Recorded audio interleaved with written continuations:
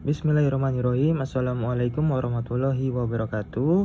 Salam sejahtera, salam sehat untuk anak-anakku sekalian yang sekarang sudah naik kelas ke kelas 8 ya. Bapak harap di kelas 8 ini kalian lebih serius lagi belajarnya, lebih konsentrasi lagi walaupun pembelajaran dilakukan secara jarak jauh atau daring. Oke. Untuk nanti bahan pembelajaran yang Bapak berikan adalah dalam bentuk PowerPoint ya, dalam bentuk PowerPoint ataupun dalam bentuk PDF, nanti tergantung Bapak buat apa. Nah, tujuan dari pembuatan video ini adalah untuk menerangkan kepada kalian berbagai macam variasi soal yang biasa keluar dalam ujian-ujian ya, baik itu ujian semester, ujian atau ulangan harian. Nanti akan banyak soal-soal yang seperti Bapak jelaskan pada contoh soal ini. Oke, disimak baik-baik ya. Untuk contoh soal yang pertama, pada bab pertama adalah tentang pola bilangan. Ya, langsung saja kita masuk ke pembahasan contoh soal ya.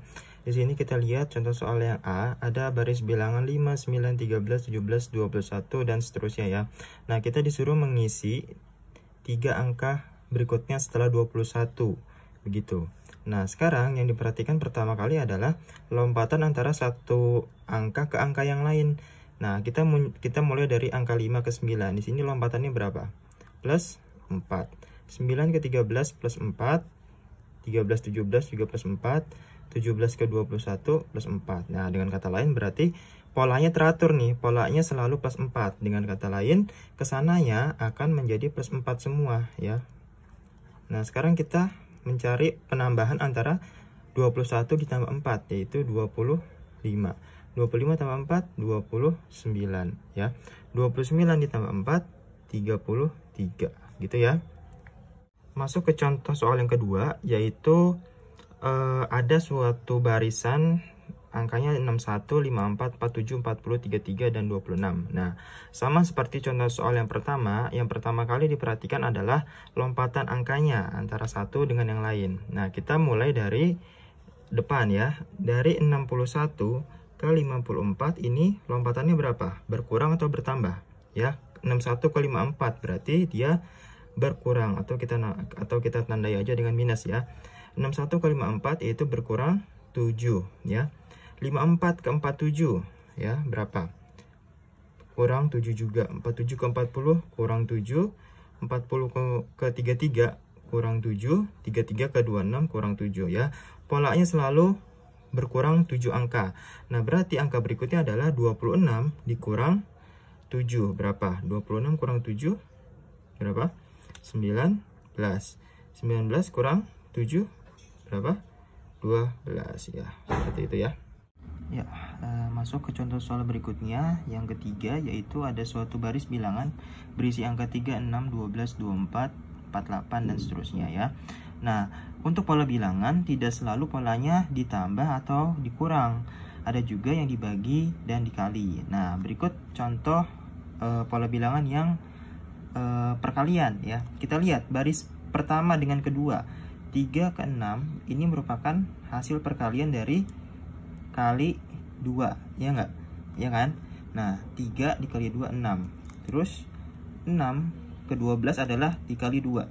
12 kali 2 24, 24 dikali 2 48. Berarti polanya selalu dikali 2. Nah, sekarang barisan berikutnya adalah 48 dikali 2 96.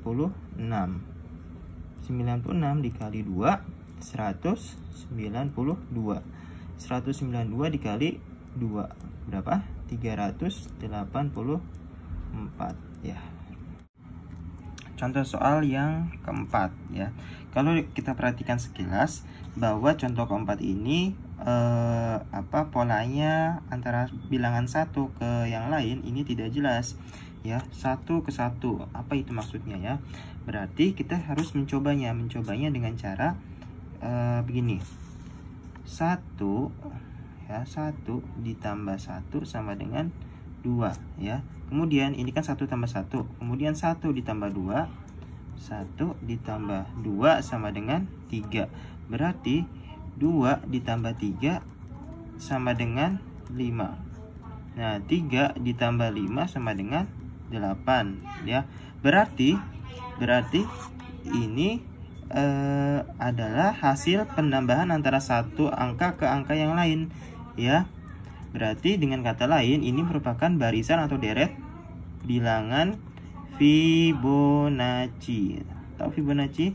Fibonacci adalah serangkaian deret angka sederhana yang susunannya merupakan penjumlahan dari dua angka sebelumnya, merupakan penjumlahan antara dua angka sebelumnya.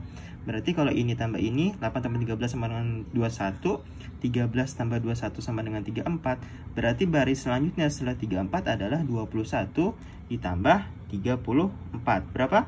21 tambah 34. Ayo berapa? 55. Seperti itu ya, 55. Ya, anak-anakku sekalian, kita masuk lagi ke contoh soal berikutnya, yaitu dalam soal ini kita diperintahkan untuk mencari 5 suku pertama dengan rumus suku ke n yang telah ditentukan dalam soal ya. Di sini suku ke n-nya adalah rumusnya UN sama dengan 3n plus 3. Nah, bagaimana mencari 5 suku pertama?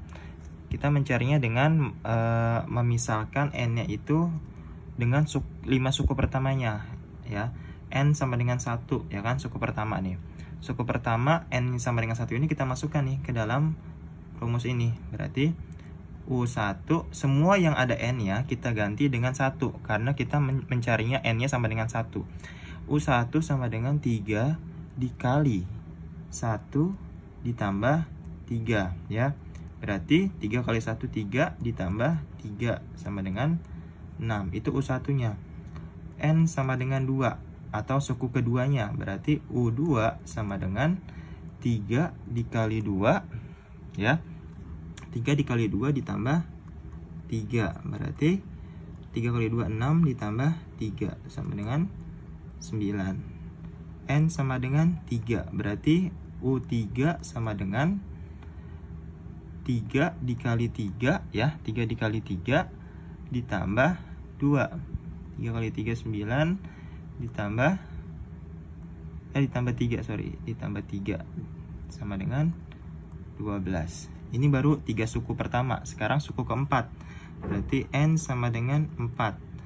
U4 ya, U4 sama dengan 3 dikali 4 ditambah 3. Berarti 3 kali 4 12 ditambah 3 sama dengan 15. N sama dengan 5. Berarti suku kelima nih. U5 sama dengan 3 dikali 5 ditambah 3.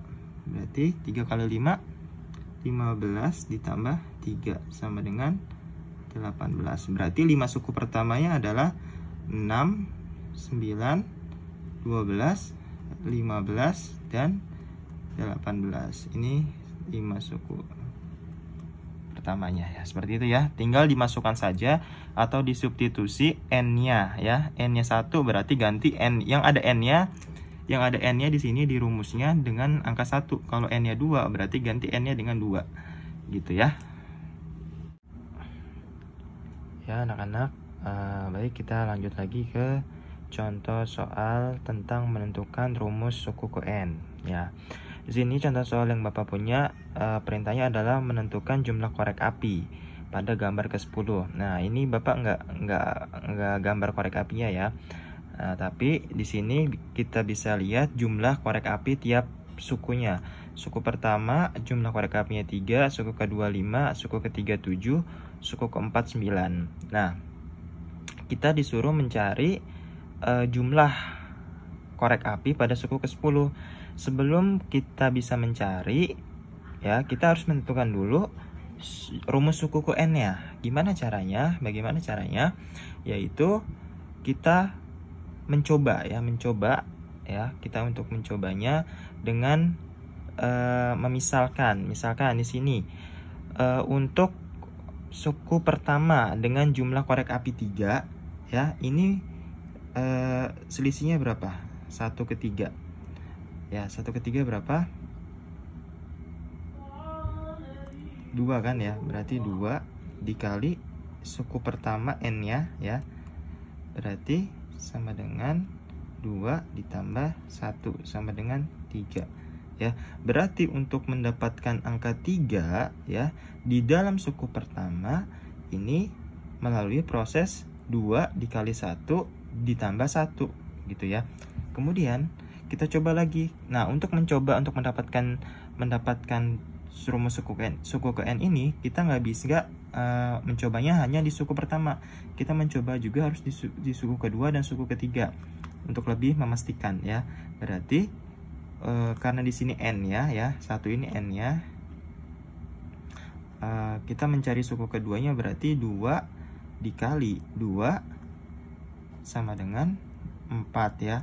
Selalu ditambah 1, berarti 5. Oh, cocok ya, cocok. Ini 3 cocok, 5 cocok. Sekarang suku ketiganya 2 dikali n, n-nya 3 ya, sama dengan 6 ditambah 1 sama dengan 7. Berarti ini n, ini n. Nah, ini selalu ada penambahan ya, ini selalu. Berarti rumus suku ke n-nya adalah 2n plus 1 ya. Ini rumusnya. Rumus yang ditanya adalah U ke 10. U ke 10 berarti 2 dikali 10 ditambah 1. Berarti 20 ditambah 1 sama dengan 21. Ya, seperti itu ya. Jadi pada intinya kita harus mencoba-coba setiap sukunya. Suku pertama kenapa bisa dapat angka 3 dari mana? Ya, ini kita misalkan angka n-nya berapa dikali berapa ditambah berapa ya, supaya menjadi 1. Juga kita harus mencobanya lebih dari 1 suku ya. Kita misalkan suku pertama cocok, bisa saja suku kedua atau suku ketiganya nggak cocok ya. Makanya harus dicoba sebanyak 3 suku ini minimalnya ya, supaya lebih meyakinkan. Setelah mendapatkan rumus suku ke n ya, baru kita mencari apa yang ditanya di sini. Yang ditanya adalah gambar ke 10 atau suku ke 10. Maka memasukkannya dengan menggantikan n-nya menjadi 10 menggunakan rumus yang sudah ketemu ini ya. 2 dikali 10 ditambah 1 ya. 20 tambah 1, maka jumlah korek api pada gambar ke 10 adalah 21 korek ya. Seperti itu ya kurang lebih.